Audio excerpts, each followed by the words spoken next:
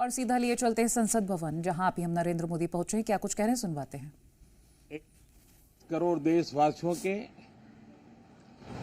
आत्मविश्वास की अभिव्यक्ति था।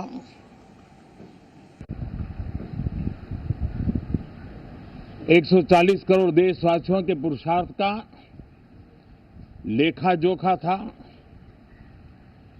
और 140 करोड़ देशवासी और उसमें भी ज्यादातर युवा उनके एस्पिरेशंस को रेखांकित करने का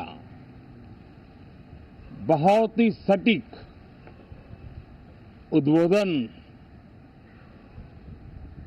सभी सांसदों के लिए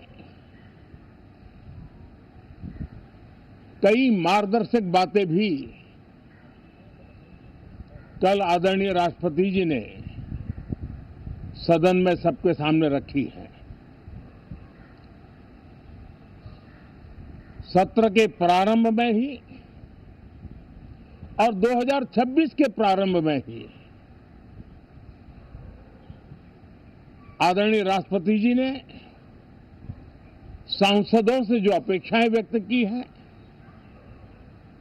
उन्होंने बहुत ही सरल शब्दों में राष्ट्र के मुखिया के रूप में जो भावनाएं व्यक्त की हैं, मुझे पूरा विश्वास है कि सभी माननीय सांसदों ने उसको गंभीरता से लिया ही होगा और ये सत्र अपने आप में बहुत ही महत्वपूर्ण सत्र होता है। ये बजट सत्र है। 21वीं सदी का 1/4 हिस्सा बीत चुका है। ये दूसरे चौथाई का प्रारंभ हो रहा है और 2047 विकसित भारत के लक्ष्य को प्राप्त करने के लिए ये महत्वपूर्ण 25 वर्ष का दौर आरंभ हो रहा है और ये दूसरे क्वार्टर का, इस शताब्दी की दूसरे क्वार्टर का ये पहला बजट आ रहा है और वित्त मंत्री निर्मला जी देश की पहली वित्त मंत्री ऐसी है, महिला वित्त मंत्री ऐसी है जो लगातार 9वीं बार देश के संसद में बजट प्रस्तुत करने जा रही है। ये अपने आप में एक गौरव पल के रूप में भारत के संसदीय इतिहास में रजिस्टर हो रहा है। साथियों, ये विश्व का प्रारंभ बहुत ही पॉजिटिव नोट के साथ शुरू हुआ है। आत्मविश्वास भरा हिंदुस्तान आज विश्व के लिए आशा की किरण भी बना है, आकर्षण का केंद्र भी बना है। इस क्वार्टर के प्रारंभ में ही भारत और यूरोपियन यूनियन का फ्री ट्रेड एग्रीमेंट आने वाली दिशाएं कितनी उज्जवल है,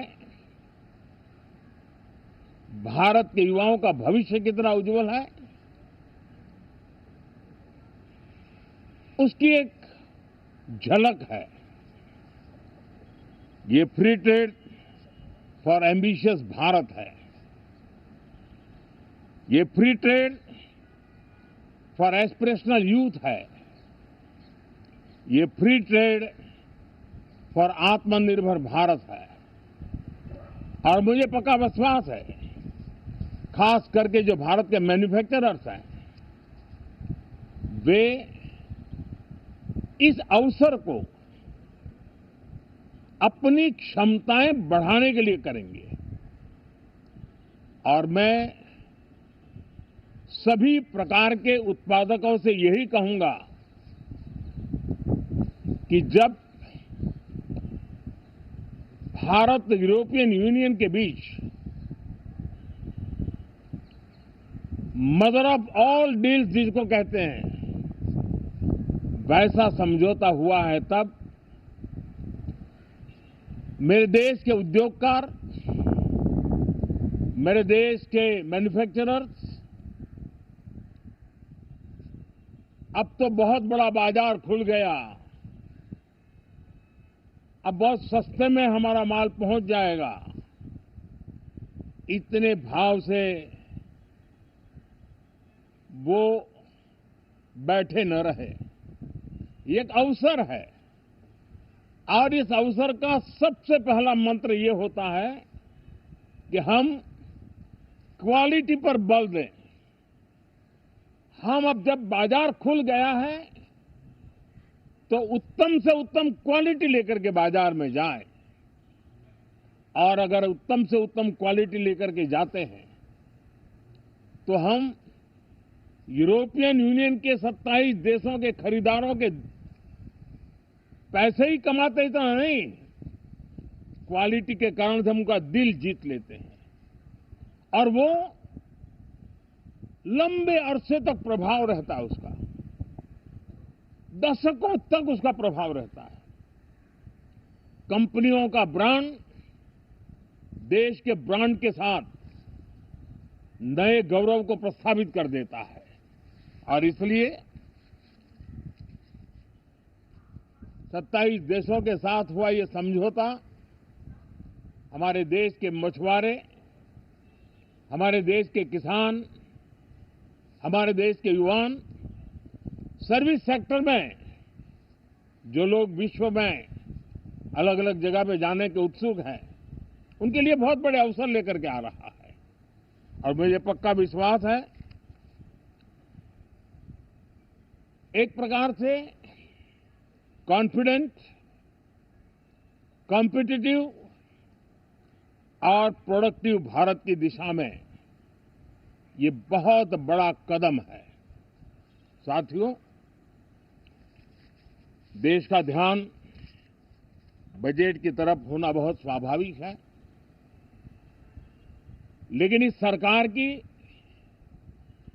ये पहचान रही है रिफॉर्म, परफॉर्म एंड ट्रांसफॉर्म।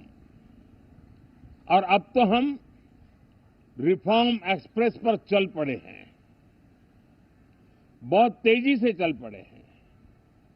और मैं संसद के भी सभी साथियों का आभार व्यक्त करता हूं कि इस रिफॉर्म एक्सप्रेस को गति देने में वे भी अपनी सकारात्मक शक्ति को लगा रहे हैं और उसके कारण रिफॉर्म एक्सप्रेस को भी लगातार गति मिल रही है। देश लॉन्ग टर्म पेंडिंग प्रॉब्लम्स अब उससे निकल करके लॉन्ग टर्म सॉल्यूशंस के मार्ग पर मजबूती के साथ कदम रख रहा है। और जब लॉन्ग टर्म सॉल्यूशंस होते हैं तब प्रेडिक्टेबिलिटी होती है जो विश्व में एक भरोसा पैदा करती है। हमारे हर निर्णय में राष्ट्र की प्रगति ये हमारा लक्ष्य है, लेकिन हमारे सारे निर्णय ह्यूमन सेंट्रिक है। हमारी भूमिका, हमारी योजनाएं ह्यूमन सेंट्रिक है। हम टेक्नोलॉजी के साथ स्पर्धा भी करेंगे, हम टेक्नोलॉजी को आत्मसात भी करेंगे, हम टेक्नोलॉजी के सामर्थ्य को स्वीकार भी करेंगे, लेकिन उसके साथ साथ हम मानव केंद्रीय व्यवस्था को जरा भी कम नहीं आंकेंगे। हम संवेदनशीलता की महत्ता को समझते हुए टेक्नोलॉजी की जुगलबंदी के साथ आगे बढ़ने के व्यू के साथ आगे सोचेंगे। जो हमारे टीकाकार रहते हैं साथी, हमारे प्रति पसंद नापसंद का रवैया रहता है और लोकतंत्र में बहुत स्वाभाविक है। लेकिन एक बात हर कोई कहता है कि सरकार ने लास्ट माइल डिलीवरी पर बल दिया है। योजना फाइलों तक नहीं, लाइव तक पहुंचाने का प्रयास रहता है और यही हमारी जो परंपरा है उसको हम आने वाले दिनों में रिफॉर्म एक्सप्रेस में नेक्स्ट जनरेशन रिफॉर्म के साथ आगे बढ़ाने हैं। भारत की डेमोक्रेसी और भारत की डेमोग्राफी आज दुनिया के लिए एक बहुत बड़ी उम्मीद है।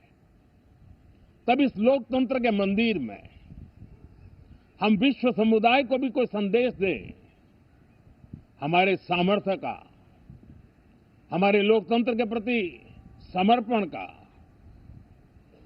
लोकतंत्र की प्रक्रिया के द्वारा हुए निर्णयों का सम्मान करने का ये अवसर है और विश्व इसको जरूर स्वागत भी करता है, स्वीकार भी करता है। आज जिस प्रकार से देश आगे बढ़ रहा है, आज समय व्यवधान का नहीं है, आज समय समाधान का है। आज प्राथमिकता व्यवधान नहीं है, आज प्राथमिकता समाधान है।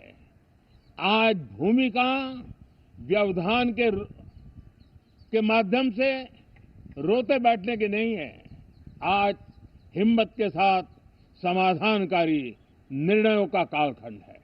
मैं सभी माननीय सांसदों से आग्रह करूंगा कि वे आएं, राष्ट्र के लिए आवश्यक समाधानों के दौर को हम गति दें, निर्णयों को हम शक्ति दें और लास्ट माइल डिलीवरी में हम सफलतापूर्वक आगे बढ़ें। साथियों, आप सबका बहुत बहुत धन्यवाद, बहुत बहुत शुभकामनाएं। अच्छा, एक सेकंड।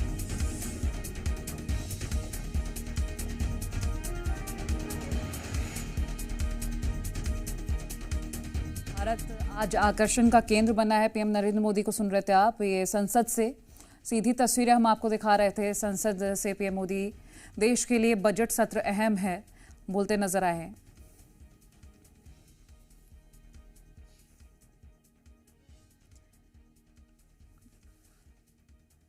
आज आर्थिक सर्वेक्षण 2025-26 पेश होगा और उससे पहले पीएम नरेंद्र मोदी को आप सुन रहे थे, जिसमें वो भारत के बजट को लेकर बोलते नजर आए और देश के लिए बजट सत्र कितना अहम है बोलते नजर आए।